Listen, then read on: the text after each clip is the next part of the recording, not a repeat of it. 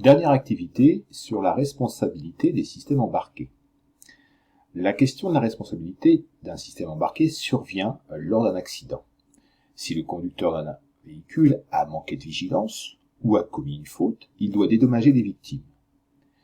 Mais s'il est prouvé que l'accident est dû à un défaut de conception, cela peut engager la responsabilité du conducteur, mais avec l'arrivée des voitures autonomes, quand il n'y a pas de conducteur à bord, qui est alors le responsable?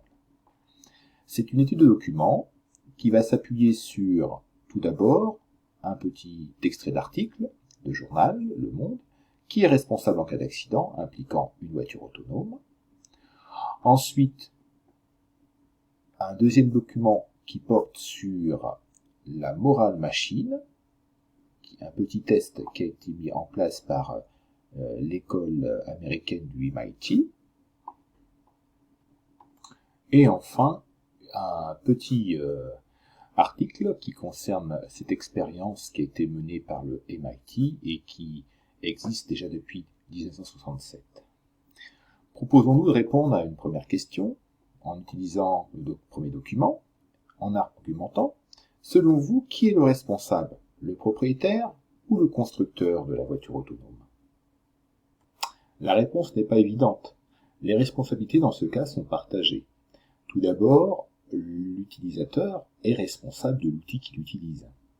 De la même façon que le constructeur doit avoir normalement balisé toutes les situations pour éviter ce genre d'accident. Et donc cela dépendra de la législation en vigueur dans le pays concerné. En France, un conducteur doit rester maître de son véhicule en toutes circonstances, et peu importe les circonstances extérieures. Il est donc évident qu'avec la mise en circulation de véhicules autonomes, la législation devra évoluer. Les voitures autonomes vont devoir apprendre beaucoup de cas et de situations. Et l'apprentissage va se faire grâce à des algorithmes, et donc la responsabilité du programmeur va devenir importante et sera bien souvent engagée.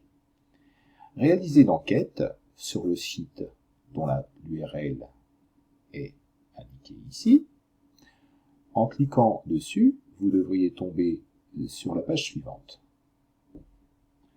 Commencez le test pour voir quel genre de programmeur seriez-vous. Quelles seraient vos priorités dans des cas où il serait très difficile de juger. Dernière question. À votre avis, quels garde-fous, selon vous, les législateurs doivent-ils imposer pour que les voitures autonomes puissent être autorisées à cohabiter avec les piétons? Essayez de réfléchir et d'anticiper les problèmes qui pourraient survenir. Mettez-vous dans l'esprit d'un piéton et appuyez-vous sur les questions qui ont été formulées dans l'application du MIT et essayez de comprendre quelles sont les lois qui devraient être rajoutées au code de la route pour que les voitures autonomes puissent rouler mais ne pas mettre en danger la sécurité des piétons.